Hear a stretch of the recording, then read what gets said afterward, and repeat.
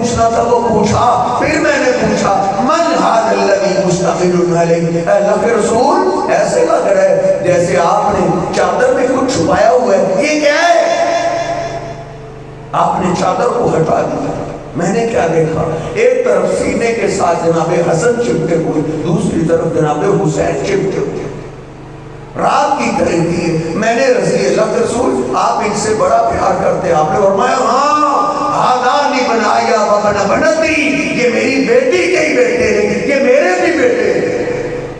پھر آپ نے آسمان کی طرف نگاہ اٹھائی اور اللہ سے رات کی تاریکی میں دعا کی اپنے بچوں کے لیے، اللہم انکا تعلم انی احبہما فاحبہما، اے اللہ تو تو جانتا ہے میں اپنے ان بچوں سے بڑا پیار کرتا ہوں، اے اللہ میں تجھ سے رات کی تاریکی میں دعا کرتا ہوں، جیسے میں ان سے پیار کرتا ہوں تو بھی ان سے پیار فرما۔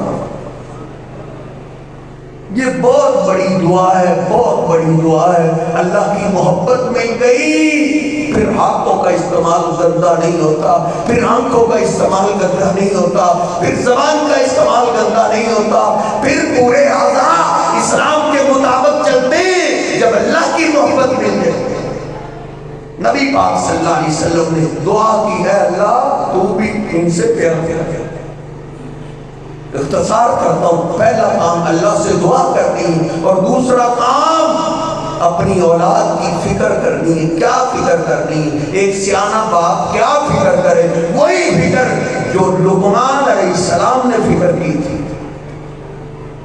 کیا انہوں نے فکر کی؟ پہلا سبق لقمان علیہ السلام نے اپنے بیٹے کو کیا دیا؟ یا بنی اقم الصلاۃ، او میرے پیارے بیٹے، یا بنی لا تشرک باللہ، بیٹے اللہ کے ساتھ شرک نہیں کرنا، اللہ کے برابر کسی پیغمبر ولی کو اللہ کے برابر نہیں کرنا۔ اے میرے بیٹے تجھے کاٹ بھی دیا جائے، تجھے جلا بھی دیا جائے، تو نے اپنے رب کے ساتھ شرک نہیں کرنا۔ ایک سمجھدار باپ کو اپنی اولاد کے عقیدہ توحید کی فکر ہوتی ہے، کیونکہ اللہ نے شرک کو معاف نہیں کرنا۔ تیرا بیٹا ایک منزل سے گر جائے، دوسری منزل سے گر جائے، بڑی مشکل سے بچتا ہے، اگر وہ تیسری چوتھی پانچویں منزل سے گر جائے اس کا بچنا کتنا ناممکن ہے۔ لیکن اللہ فرماتا ہے وَمَن يُشْرِكْ بِاللَّهِ فَكَأَنَّمَا خَرَّ مِنَ السَّمَاءِ، جو شرک کر لیتا ہے وہ پہلی دوسری تیسری چوتھی منزل سے نہیں، وہ ایسے ہی ہے جیسے اس کو زمین سے اٹھا کے آسمان پہ لگا کے آسمان سے زمین میں پھینک دیا گیا ہے۔ شرک کرنے والی اولاد کا بچنا ناممکن ہو جاتا ہے۔ یہی وجہ ہے اللہ کے ایک پیغمبر ہے، سورہ بقرہ پڑھیے، دنیا سے جا رہے ہیں، اپنے بیٹوں کو بلا لیا، یعقوب علیہ السلام، ام کنتم شہداء اذ حضر یعقوب الموت اذ قال لبنیہ ما تعبدون من بعدی، اپنے بیٹوں کو بلا لیا، وہ میرے بیٹو لگتا ہے جیسے میں اب تمہیں چھوڑ کے جا رہا ہوں، مجھے بتاؤ ما تعبدون من بعدی، میرے جانے کے بعد تم عبادت کس کی کرو گے؟ سیانے باپ کو اپنی اولاد کے عقیدے کی فکر ہوتی ہے، کہیں عقیدے میں بگاڑ نہ آ جائے۔ آج کل تو بس ایک ہی بات ہے جی، شرک تو آ ہی نہیں سکتا، شرک کہاں آ سکتا ہے اس امت میں؟ یہ آپ کو کس نے سکھایا ہے؟ اللہ نے اسی باپ کا تذکرہ کرتے ہوئے سورہ یوسف جب نازل کی ہے، سورہ یوسف کے اینڈ پہ اللہ نے فرمایا ہے وَمَا يُؤْمِنُ أَكْثَرُهُم بِاللَّهِ إِلَّا وَهُمْ مُشْرِكُونَ۔ یعقوب علیہ السلام بیٹا گم ہو گیا، دوسرا بیٹا بھی گم ہو گیا، انہوں نے غیبی مدد کے لیے اپنے باپ دادا کو آواز نہیں دی۔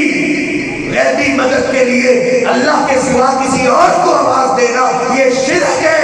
اللہ کہتا ہے بعد میں کئی لوگ ایمان کا دعویٰ کریں گے لیکن رہیں گے مشرک۔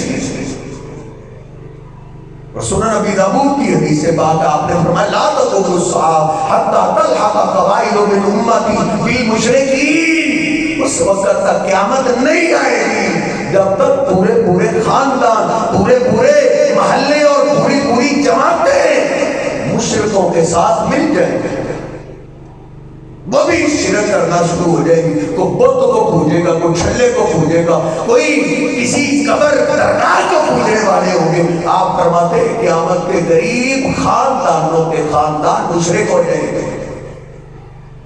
سیانے باپ کو اپنی اولاد کے عقیدے کی فکر ہوتی ہے، اور دوسری اور آخری فکر کیا ہوتی ہے سیانے باپ کو اپنی اولاد کی؟ وہی جو لقمان علیہ السلام کو اپنے بیٹے کی فکر تھی. کیا دوسری بات کہی؟ یا بنیا اقیم الصلاۃ، او میرے پیارے بیٹے تو نے کبھی نماز نہیں چھوڑی،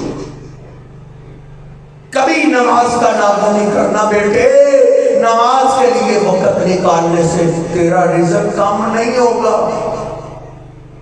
وہ شہنشاہ بیٹے جو تیرے قسمت کی بارش کا ایک قطرہ ہمسائے کی چھت پہ نہیں گرنے دیتا، وہ تیرے حصے کا رزق کہیں نہیں جانے دے گا. وہ میرے پیارے بیٹے تم نے نماز میں ناغہ نہیں کرنا. سیانے باپ کو سب سے زیادہ فکر اپنی اولاد کی نماز کی ہوتی ہے، نماز کی. اور نبی پاک صلی اللہ علیہ وسلم نے بھی یہی فرمایا، مروا اولادکم بالصلاۃ وہم ابناء 7 سنین، جب آپ کے بیٹے کی عمر 7 سال کی ہو جائے اس کو نماز سکھا دے. 7 سال عمر ہے، نماز سکھا دے اس کو. نماز پڑھنی، رکوع کیسے کرنا ہے، سجدہ کیسے کرنا ہے، کیا پڑھنا ہے، کیا رکوع میں سجدے میں، ساری نماز سکھا دو. ہر نماز پہ انگلی سے پکڑ کے مسجد میں لے کے آؤ. جتنی صفیں مردوں کی ہوتی تھی آپ کے زمانے میں اتنی ہی صفیں پیچھے بچوں کی ہوا کرتی تھی. آپ فرماتے 3 سال تک یہ ڈیوٹی ادا کرو. 3 سال ڈیوٹی پہ گئے ہو، جاب پہ گئے ہو، شام کو واپس آؤ، سب سے پہلا سوال ہونا چاہیے بیٹے آج نمازیں کتنی پڑھی؟ قاری صاحب سے پوچھو آج میرے بیٹے نے کوئی نماز چھوڑی تو نہیں؟ 3 سال یہ ڈیوٹی ادا کرو. لیکن یہ ڈیوٹی کون دے گا؟ یہ تو اللہ کے پیغمبر علیہ السلام نے ڈیوٹی لگائی ہے. دوسری طرف دنیا داری نے ہماری ڈیوٹی 13 سال لگائی ہے. 13-14 سال 13-14 سال ڈیوٹی دے رہے ہیں. سکول چھوڑنے کے لیے جا رہے ہیں، فجر کے بعد اس کو نیند نہیں آئی، یہ موٹر سائیکل تیار کر کے بیٹھا ہوا ہے، ماں ناشتہ تیار کر رہی ہے. 13 سال پہلے سکول چھوڑنے جا رہے ہیں، پھر سکول سے لینے جا رہے ہیں، پھر ٹیوشن چھوڑنے جا رہے ہیں، ٹیوشن سے لینے جا رہے ہیں. کتنے سال؟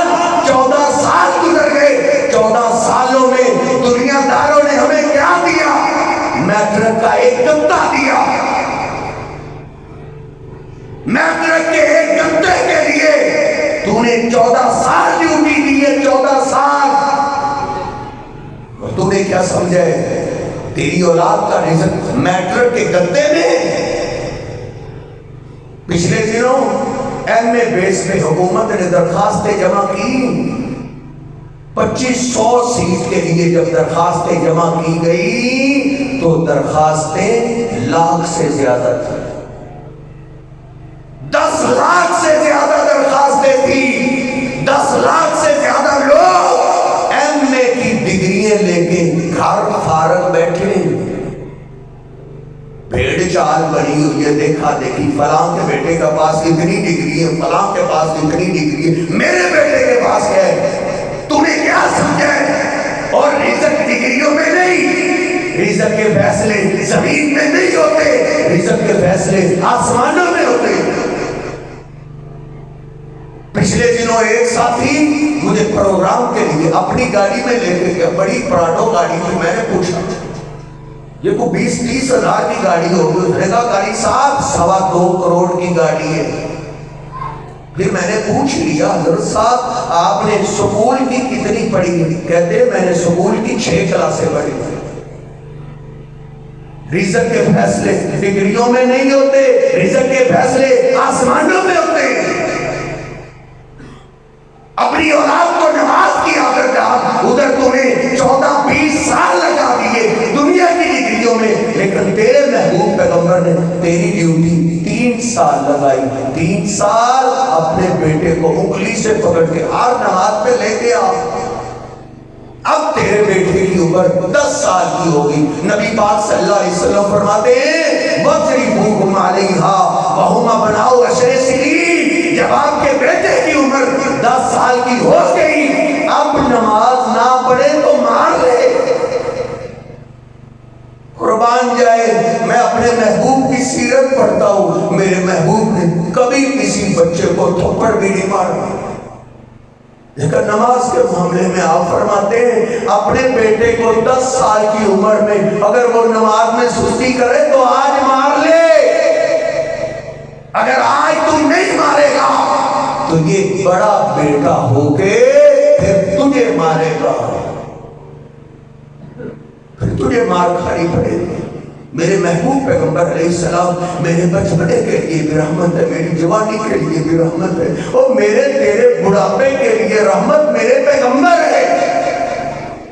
دیپال پور میں ایک ہمارے ڈاکٹر انجم صاحب ہیں، آنکھوں کے ڈاکٹر، وہ بتاتے ہیں میں نے ایک بزرگ آئے مجھے اپنی آنکھ چیک کرانے کے لیے، میں نے آنکھ چیک کی، وہ ساری ریڈ تھی، ساری صورت تھی، میں نے پوچھا بزرگوں ادھر کیا ہوا ہے؟ کہتے ہیں جب میں نے پوچھا اس بوڑھے سے بولا نہیں گیا، روتے ہوئے اس نے جواب دیا ڈاکٹر صاحب میں آپ کو کیا بتاؤں، آج مجھے بڑے بیٹے نے تھپڑ مارا ہے، آج مار لے اپنی اولاد کو۔ یاد رکھیے جُعِلَتْ قُرَّةُ عَيْنِي فِي الصَّلَاةِ، نبی پاک صلی اللہ علیہ وسلم فرماتے ہیں میری آنکھوں کی ٹھنڈک رب نے نماز میں رکھی ہے، بے نماز اولاد کبھی بھی آنکھوں کی ٹھنڈک نہیں بن سکتی۔ امام مجاہد کہتے ہیں، امام بہقی رحمہ اللہ لے کے آئے، ایک بدری سیاسی نے میرے ساتھ نماز پڑھی، نماز کے بعد اس نے اپنے بیٹے کو بلا لیا، بیٹے ادھر آؤ، بیٹا آیا، کہا کیا تم نے نماز پڑھی؟ جی بابا میں نے نماز پڑھی۔ کہا باپ غصے میں آ گیا، کہتے ہیں ادرکت التکبیرۃ الاولی، کیا جب امام نے پہلی اللہ اکبر کہی تھی اس وقت تم صف میں تھے؟ کہتا بابا نہیں، تھوڑا سا پیچھے تھا، میری تکبیر اولی رہی ہے، رکعت نہیں رہی۔ کہتے ہیں وہ بدری سیاسی غصے میں آ گیا، اس نے ڈانٹنا شروع کر دیا، بیٹے تیری تکبیر اولی رہ گئی، اتنا ڈانٹا کہ بیٹا رونے لگا۔ پھر باپ نرم ہوا، کہتا ہے بیٹے اللہ کے محبوب پیغمبر علیہ السلام کے زمانے میں جو تکبیر اولی سے پیچھے رہ جاتے تھے ہم ان کو منافق سمجھا کرتے تھے۔ وَمَا يَتَخَلَّفُ عَنِ الصَّلَاةِ إِلَّا مُنَافِقٌ مَعْلُومٌ نِفَاقُهُ، ہم ان کو سمجھتے تھے یہ اوپر اوپر سے ایمان کا دعویٰ کرتا ہے، اندر کا دشمنی۔ اے بیٹے آج میرے 100 اونٹ مر بھی جاتے مجھے اتنی تکلیف نہیں ہونی تھی جتنے تیری تکبیر اولی کے فوت ہونے سے مجھے تکلیف ہو گئی۔ آج تیری تکبیر اولی رہی ہے، پھر تیری رکعت رہے گی، پھر 2 رکعتیں رہے گی، پھر تو بغیر جماعت ایسے تو بے نماز بن جائے گا۔ نبی پاک صلی اللہ علیہ وسلم نے جن کی تربیت کی وہ اپنی اولادوں پہ نماز کی اتنی سختی کرتے تھے، اتنی سختی، کیونکہ نبی علیہ آخری بات ختم، نبی پاک صلی اللہ علیہ وسلم صحابہ اکرام پہ سختی نفلی نماز کی کیا کرتے تھے، وہ اپنی اولاد پہ اپنے گھر والوں پہ سختی سنتوں پہ کرتے تھے، نفلی نماز پہ کرتے تھے، اس لیے فرضی نماز پہ سختی کرنے کی نوبت ہی نہیں آتی تھی، وہ نفلی نماز پہ ڈانٹتے تھے۔ صحیح البخاری میں نے پڑھا ہے نبی پاک صلی اللہ علیہ وسلم رات کی تاریکی اپنے گھر سے نکلے، سیدھے گئے اپنی بیٹی فاطمہ کے گھر میں۔ ایسے نہیں اللہ نے کہہ دیا تھا فاطمہ جنتی عورتوں کی سردار ہے، حسنین کریمین جنتی نوجوانوں کے سردار ہے۔ ان کی تربیت اللہ کے محبوب پیغمبر نے کیسی کی؟ رات کی تاریکی ہے، دیکھا دونوں سوئے ہوئے، نبی پاک صلی اللہ علیہ وسلم ڈانٹنے لگے۔ آپ فرماتے ہیں رات کا آخری حصہ ہے، اللہ آسمان نے دنیا پہ نزول فرماتا ہے اور تم سوئے ہوئے ہو۔